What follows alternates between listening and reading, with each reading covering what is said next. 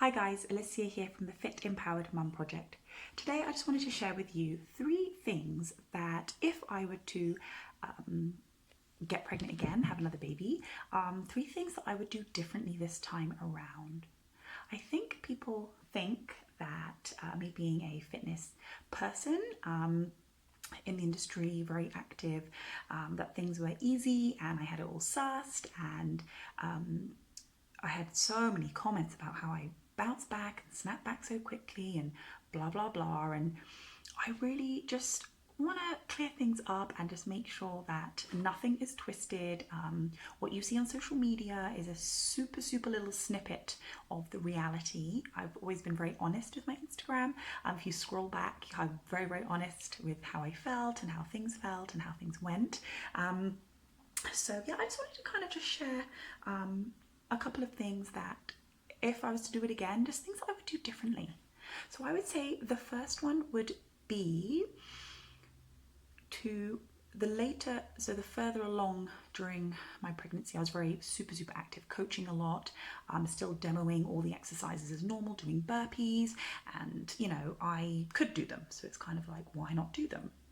But looking back, the risk versus the reward at the end of the day, I would definitely take away any high impact exercising that far on down my pregnancy next time.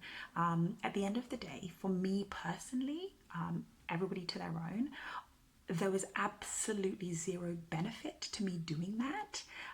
If anything, I was putting unnecessary stress on my pelvic floor.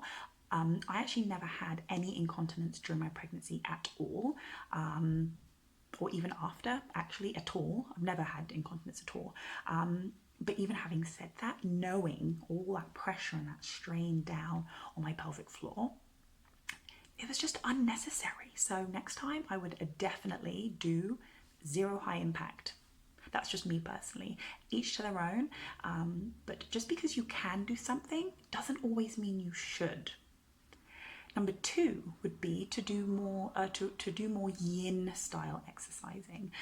So definitely I wish I had done more yoga, more focused a bit more on breathing, and really calming my body. I was going through a very stressful time at that time. My grandfather had had a stroke, so he was, like, the night I went into labor, he'd had a stroke, and that was quite stressful on the family. My father had a stroke the November previous, so my mum couldn't come visit. That was very stressful. So I wish I'd, even before that, just done more yin style exercise rather than the yang, like teaching a boot camp and it's loud and it's noisy and it's ruckus. And I had a really long labor, so I feel like if my body was just generally calmer, maybe it wouldn't have been as long. And also high cortisol levels, that's not the best when you're trying to release like oxytocin, which is like the hormone that helps with kind of that progress during labor and stuff. So definitely would do more would do or wish I had done more yin style training, like balanced it. So for every boot camp I did a yoga class, rather than just kind of slipping it in generally. So next time I would definitely do that. And the third thing, I just wish I had actually known about a pelvic health physio. I didn't know about it until I started studying about it, but if I had known, I would have definitely gone one to see one, even prior to getting pregnant, but definitely during my pregnancy. I saw one afterwards, but up until then I had no idea that they existed, and I had no idea the benefit of having one.